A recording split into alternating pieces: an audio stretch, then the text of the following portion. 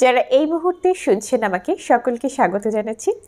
আমরা আজকে পড়ব মডার্ন পোয়েট রবার্ট ফ্রস্টের লেখা খুবই চমৎকার একটি কবিতা আফটার অ্যাপল পিকিং। তো আজকের কবিতাটি প্রথমে যদি আমরা পড়ি বা এক দৃষ্টিতে দেখলে আমাদের একটু কঠিন মনে হতে পারে, কিন্তু আমরা যখন লাইন বাই লাইন অর্থগুলো বুঝে পড়ব তখন হয়তোবা আমাদের কাছে সহজ লাগতে পারে। তো এই মুহূর্তে যারা দেখছে তাদেরকে বলছি, আপনারা এখনই ভিডিওটা পজ করে ইন্টারনেট থেকে কিংবা বই থেকে এই কবিতাটি একবার শুধু পড়ে যাবেন। শুধু রিডিং পড়া, কিচ্ছু বুঝতে হবে না, কিচ্ছু জানতে হবে না, শুধু একবার রিডিং পড়বেন এবং তারপর এসে ভিডিওটা দেখবেন, তাহলে আরও ভালোভাবে ক্লিয়ার হবে। আর আমাদের হয় কি, কেন পড়তে বললাম, কারণ হচ্ছে আমরা দেখি কি একটা জিনিস হচ্ছে, প্রথমবার আমরা যখন পড়ি তখন আমাদের কাছে যতটা কঠিন মনে হয়, দ্বিতীয়বার যখন আমরা পড়ি তখন কিন্তু অনেকটা সহজ মনে হয়। যদিও প্রথমবার আমরা না বুঝেই পড়েছি, তারপরেও কেন জানি এটা দ্বিতীয়বার কিছুটা হলেও সহজ মনে হয় অন্তত। আচ্ছা, আমি আশা করছি এতক্ষণে আপনারা পড়েছেন হয়তো। তো আমরা কবিতার লাইন বাই লাইন পড়ব এবং প্রথমে আমরা সারফেস মিনিংটা জানবো লাইন বাই লাইন পড়ে অর্থ করে, এবং শেষে গিয়ে আমরা জানবো হচ্ছে হিডেন মিনিং বা ইনার মিনিং বা অন্তর্নিহিত অর্থ যাকে বলে, ডিপার মিনিং যাকে বলে।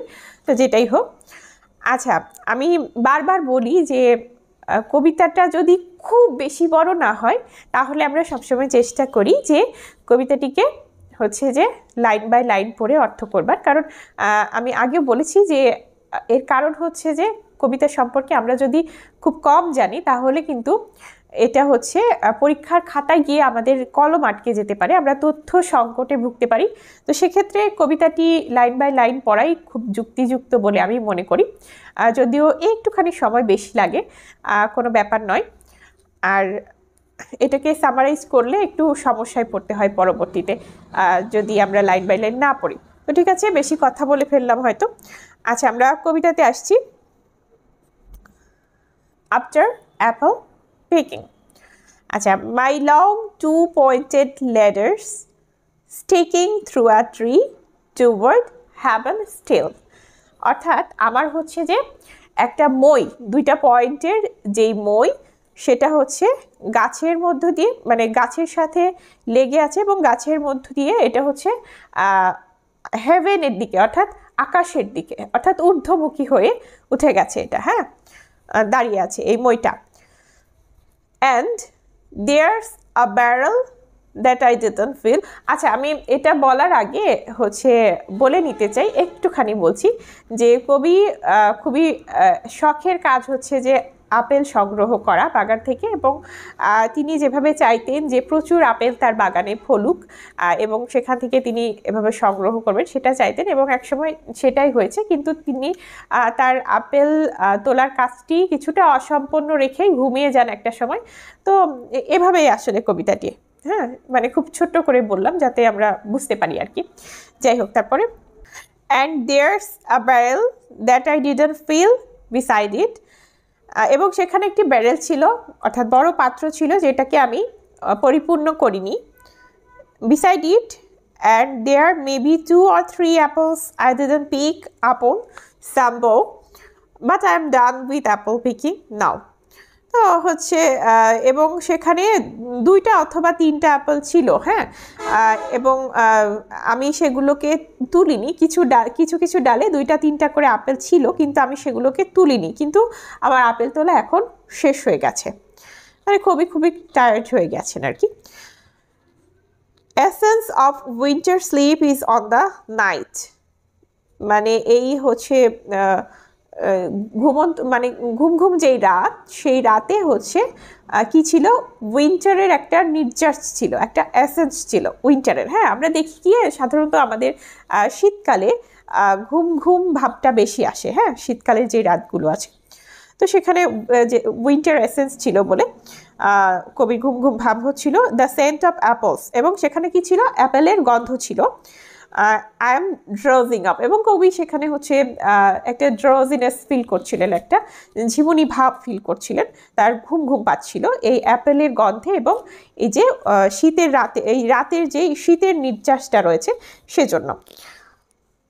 তো তারপর কি বলছে, I can't rub the strangeness from my sight, মানে এখানে কবি বলছেন যে তার দৃষ্টি থেকে তিনি হচ্ছে যে সেই স্ট্রেঞ্জনেস অর্থাৎ অদ্ভুত যেই ব্যাপারটা সেটা কিন্তু সরাতে পারছেন না বা মুছে ফেলতে পারছেন না।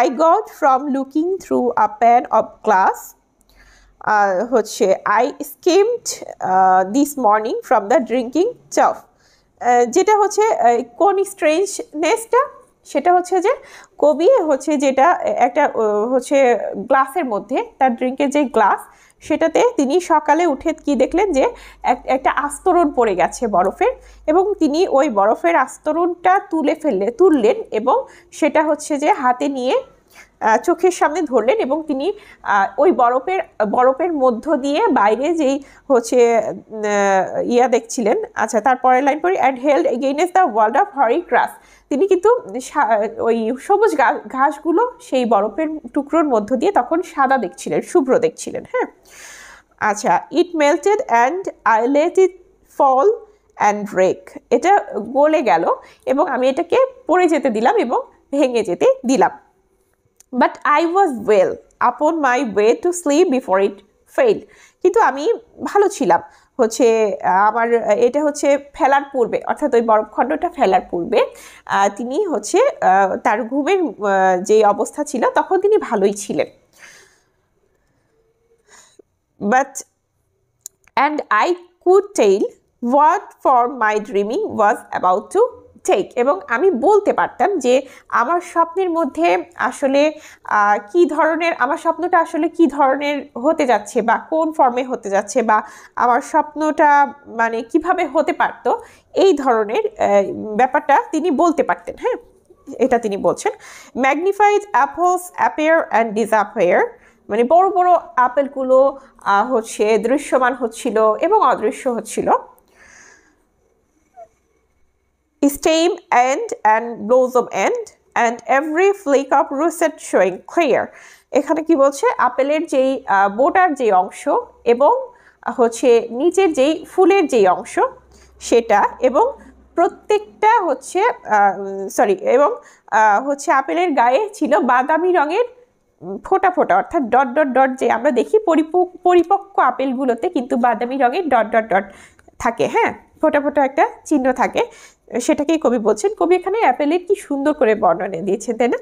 আচ্ছা, my step arch not only keeps the ark, it keeps the pressure of a ladder round, আমার হচ্ছে যে যেই পায়ের তলার যেই হচ্ছে ভাঁজগুলো সেগুলো শুধু ব্যথাকেই ধরে রাখেনি, বরং এটা ময়ের যে প্রেশারটা ছিল সেটাকেও ধরে রেখেছিল। I feel the ladder sway as the bows bent, আমি হচ্ছে অনুভব করছিলাম যে সেই ওই ময়ের যে দুলুনিটা, হ্যাঁ, এবং হচ্ছে যেই গাছের ডালগুলো ওই দুলুনির সাহায্যে কিন্তু ঝুঁকে যাচ্ছিল বা বেঁকে যাচ্ছিল। কবি এগুলো কিন্তু স্বপ্নের মধ্যেই হচ্ছে ফিল করতে পারছেন, হ্যাঁ, ঘুমের মধ্যে। And I keep hearing from the cellar bin the rumbling sound of load and load of apples coming in, হচ্ছে এবং তিনি কি শুনছিলেন, তিনি কিন্তু ঘুমের মধ্যে এগুলো শুনতে পাচ্ছেন যে হচ্ছে অ্যাপেল লোড করার যেই সাউন্ড, র্যাম্বলিং সাউন্ড, যেই গর্জনের মতো শোনাচ্ছিল, এগুলো কিন্তু কবি সব শুনতে পাচ্ছিলেন। For I have had too much of apple picking, I am over tired, মানে হচ্ছে কবি যেহেতু অনেক বেশি অ্যাপেল পিক করেছিল, অ্যাপেল তুলেছিল এবং অ্যাপেল সংগ্রহ করেছিলেন, এবং সে কারণে তিনি হচ্ছে যে খুবই বেশি ক্লান্ত হয়ে গেছিলেন। Of the great harvest I myself desire, কিন্তু এই ফলনটাই, অ্যাপেলের এই যে বড় এই ফলনটাই কিন্তু কবি নিজেই চেয়েছিলেন। হ্যাঁ, আচ্ছা, there were 10,000 fruit to touch, cherries in hand, left down and not let fall, হচ্ছে এখানে একটা হাইপারবোল ব্যবহার করা হয়েছে। আচ্ছা, হচ্ছে সেখানে হচ্ছে অনেক বেশি 10,000 ফ্রুট হচ্ছে ছিল, সেগুলো টাচ করবার জন্য বা সেগুলো হচ্ছে যে হাত দিয়ে যত্নে আগলে রাখার জন্য এবং নামিয়ে আনার জন্য এবং সেগুলোকে পড়তে না দেওয়ার জন্য। আচ্ছা, for all that struck the earth, no matter if not buried or spiked with stubble, হচ্ছে went surely to the cedar apple heap। তো কি বলছে এখানে, যে বলছে যে কিছু আপেল থেতলে যাওয়া বা হচ্ছে খড়কুটোর দ্বারা হচ্ছে নষ্ট হওয়া, খোঁচা লেগে বা ঘষা লেগে নষ্ট হওয়া, তারপরে হচ্ছে যে কিছু আপেল হচ্ছে থেতলে যাওয়া, এগুলো কোনো ব্যাপার নয়, কারণ এগুলো হচ্ছে শিওরলি এগুলো যাবে হচ্ছে জুসের জন্য, এই আপেলগুলো যাবে। হ্যাঁ, আচ্ছা, as of no worth one can see what will travel this sleep of mind.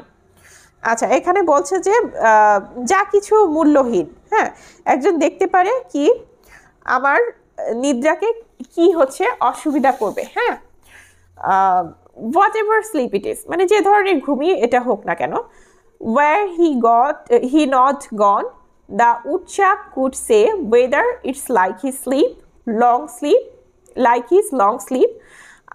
এখানে বলছে যে যদি সেই উটচাক বলতে এখানে একটা কেউ বলে বন মুরগির মতো কোনো প্রাণী, বা কেউ বলে খরগোশের মতো দেখতে কোনো একটা প্রাণী। তো যাই হোক, সেই উটচাকটা যদি চলে না যেত, হ্যাঁ, যদি সে চলে না যেত তাহলে সে হচ্ছে যে বলতে পারতো, হ্যাঁ, যে তার ঘুমটা অর্থাৎ কবির ঘুমটা আসলে কেমন হবে। এটা কি উটচাকের মতো খুব লম্বা ঘুম হবে? উটচাকের আবার কয়েক মাসের একটা ঘুম হয়তো সম্ভবত। তো উটচাকের মতো কবিরও কি খুব লম্বা ঘুম হবে নাকি হচ্ছে এটা। তারপর কি বলছে, as I describe its coming on or just some human sleep. যেমন আমি হচ্ছে আসার প্রক্রিয়া বর্ণনা করেছি, হ্যাঁ, হচ্ছে এটা কি খুবই উটচাকের মতো খুবই হবে না কি লম্বা ঘুম হবে, নাকি সাধারণ একটা মানুষের ঘুমের মতোই এই ঘুমটা হবে। তো এই ছিল আমাদের আক্ষরিক অর্থ হচ্ছে এই কবিতাটির। এবার আমরা যদি এর হিডেন মিনিং, ইনার মিনিং যদি বলতে যাই, তাহলে দেখা যাচ্ছে এখানে হচ্ছে কবি প্রত্যেকটা হিউম্যান বিংকে হচ্ছে সিম্বলাইজ করছেন। হ্যাঁ, তো এখানে এই অ্যাপল বাগানটাকে আমরা ইউনিভার্স হিসেবে ধরে নিতে পারি, একটা পৃথিবী হিসেবে ধরে নিতে পারি, যেখানে কবি পৃথিবীর প্রত্যেক মানুষকে সিম্বলাইজ করছেন। এবং এই অ্যাপেল তোলার যে ব্যাপারটা, সেটা হচ্ছে আমাদের পৃথিবীর যেই আমরা কাজগুলো করে থাকি, বিভিন্ন দায়িত্ব পালন করে থাকি, বা যে কোনো কাজ আমরা মজা করে আনন্দ করে থাকি না কেন, সেটাকে এই অ্যাপল পিকিংটা সিম্বলাইজ করছে। তো এখানে হচ্ছে দেখা যাচ্ছে যে কবি তার অ্যাপেল পিকিংয়ের কাজটা সে খুবই এনজয় করছে, তিনি খুবই এনজয় করছেন। কিন্তু একটা সময় আসলো যখন তিনি যদিও খুবই এনজয় করছিলেন এই কাজটাতে, কিন্তু এই সময়ে তিনি কিন্তু আর অ্যাপেল তুলতে পারলেন না, কারণ তার মধ্যে একটা ড্রাউজিনেস চলে এসেছিল, একটা ঝিমুনি ভাব চলে এসেছিল এবং তার ভীষণ ঘুম পাচ্ছিল। তো সে কারণে তিনি এটাকে আর কন্টিনিউ করতে পারলেন না, তাকে ঘুমোতে হলো। তো আমরা দেখি যে পৃথিবীতে আমরা মানুষেরা অনেক দায়িত্ব পালন করি, অনেক কিছু করতে আমরা আনন্দ পাই, কিন্তু দিন শেষে একটা সময়ে এসে আমাদের কিন্তু থেমে যেতে হয়। আমাদের কাজগুলোকে অসম্পূর্ণ রেখে আমাদেরকে পৃথিবী ছেড়ে চলে যেতে হয়, ঠিক কবিরই মতো, কবির এই অ্যাপেল তোলার মতো, অ্যাপেল সংগ্রহ করার মতো। আমরা অনেকগুলো কাজকে হয়তো কেউ অল্প কিছু কাজ এভাবে অসমাপ্ত রেখে আমরা চলে যাই পৃথিবী ছেড়ে একটা সময়। তো কবির এই ঘুমটা আসলে ডেথকে সিম্বলাইজ করছে। তো আমরা আশা করছি কবিতাটি বুঝতে পারলাম।